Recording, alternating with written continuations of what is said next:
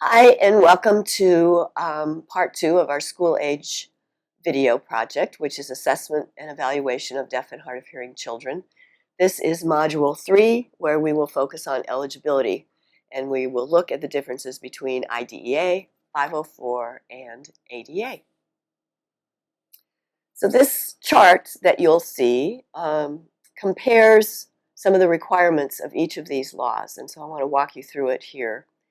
Under IDEA, the Individuals with Disabilities Education Act, Part B, for children ages 3 to 21, to be eligible, they have to qualify under one of 13 qualifying conditions.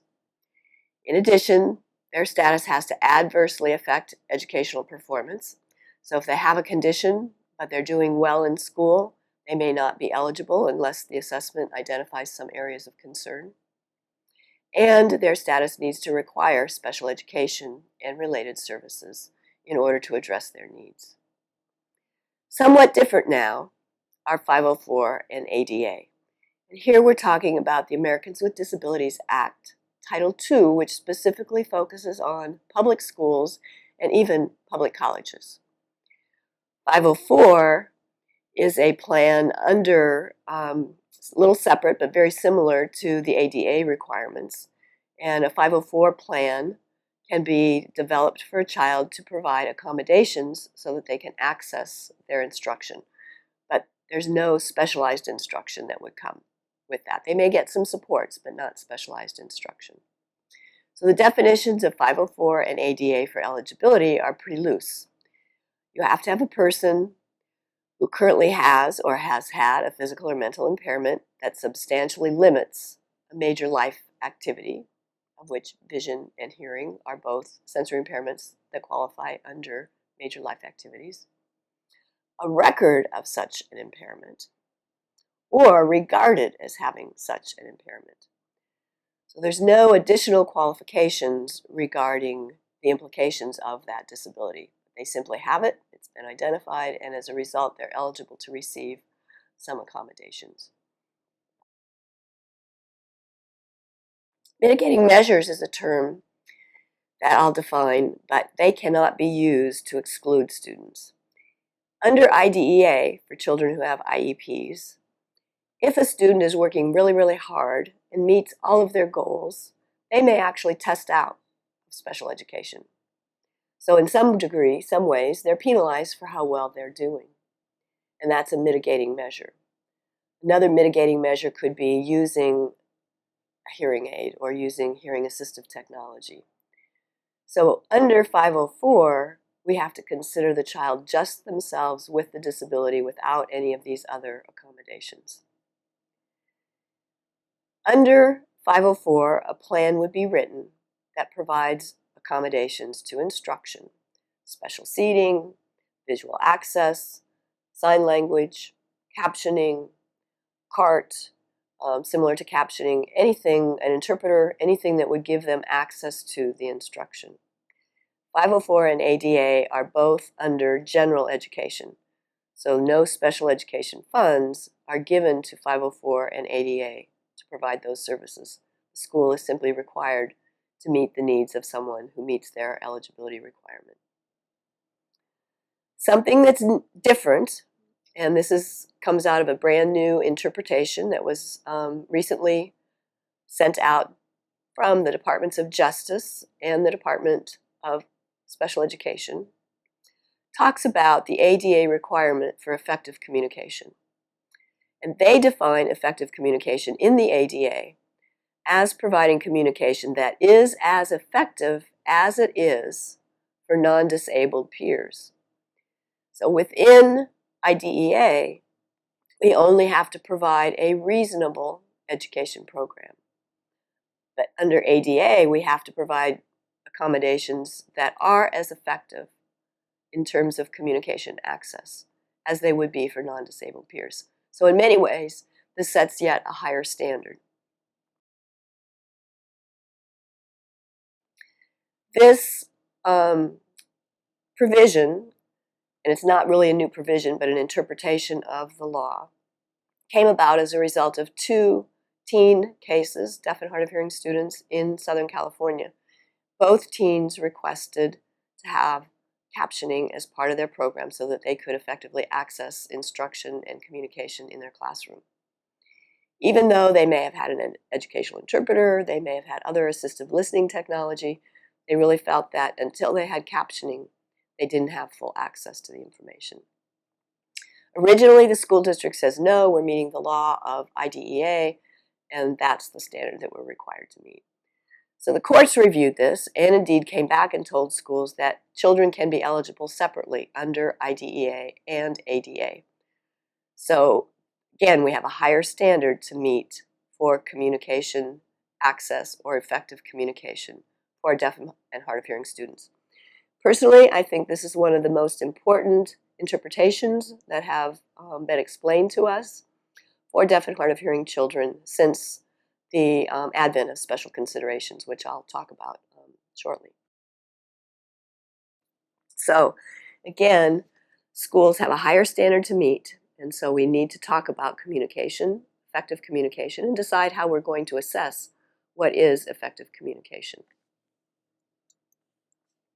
Some other assessment considerations, one I call categorical confusion. Is the child eligible under the category of the disability or the problems that result from the disability? And what I see in many states is that a child who's deaf or hard of hearing will be identified as under the category of speech language because that's viewed as the primary need that they have. And while that's not illegal, it has some implications for children because special considerations, which I'll talk about here in a moment, do not apply for children with speech-language impairments. They have to apply to children who are deaf and hard of hearing. Furthermore, as we track statistics about our children, it's very important that they're accurately representing the disabilities that our students have.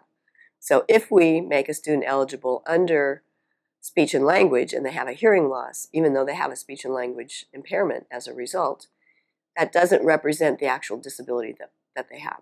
So I believe it's very important that we consider the categorical definition carefully so that we're qualifying these kids according to their primary disability. Now, it may be that there are kids who have additional behavior problems or learning disabilities, and then it's difficult sometimes to sort out which one came first, and then there's a discussion with the IEP team. Another consideration is extended school year. This is required by IDEA to receive FAPE. An extended school year are services that children would receive beyond the typical school year in order to meet their IEP goals, and particularly to consider the regression that occurs and the time to recoup skills after the child returns to school. ESY, or extended school year, is interpreted very differently in each state, and unfortunately we don't have a lot of case law or policy guidance. And so in the days when we pretty much routinely provided summer programs for our deaf and hard of hearing children, those often now have gone by the wayside because they have moved to this definition of extended school year and realize that unless they can document regression, they may not be required to provide services. I think the extended school year is a really sticky wicket. It varies by school district and by state, and I encourage you to get good, hard definitions of how that's interpreted in your own school district. So if children need summer services, they're able to access those.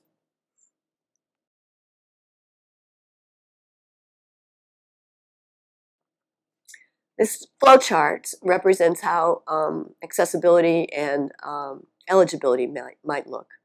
So we start with the referral for suspected disability and eligibility for services. So any child with a hearing loss who's not previously diagnosed or in special education, we would refer and we would ask, is there evidence of a disability? In other words, are they deaf or hard of hearing? And if no is the answer, then we exit this flowchart. If it's yes, then we need to assess that student to determine eligibility.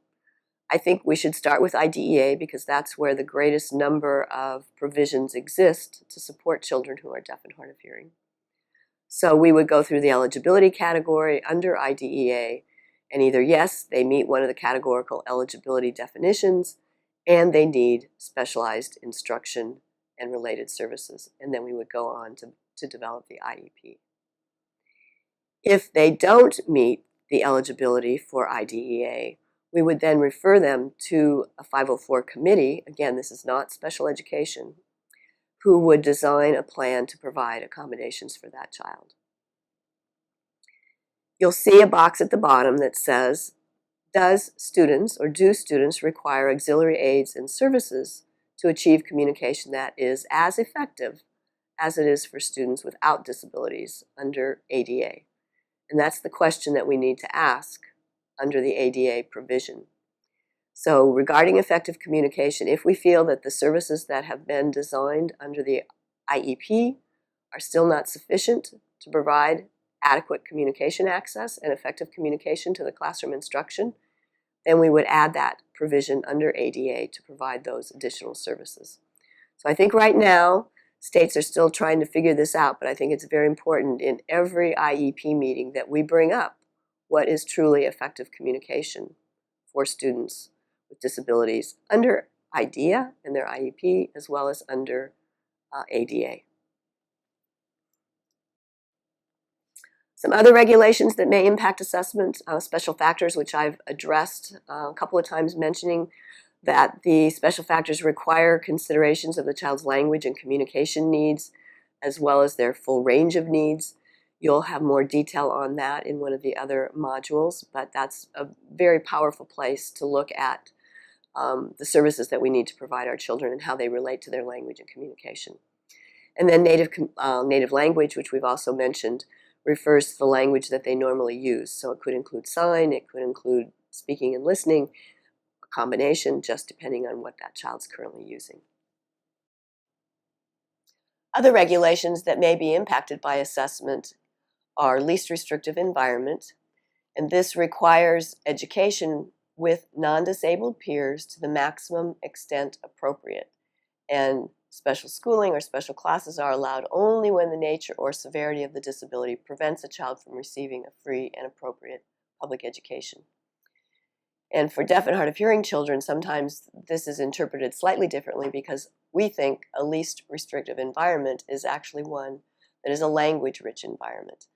And we may not be able to achieve a language-rich environment for a deaf or hard of hearing student in the general education classroom or whatever the setting is where their non-disabled peers are educated. So we may have to consider special classes or schooling for children in order to really give them education in the least restrictive environment.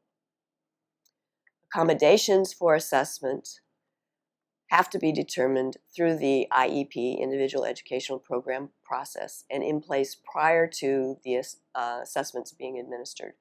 These are the assessments that all children take in a school. They're standardized, and the accommodations that are allowed are often dictated by the test companies themselves.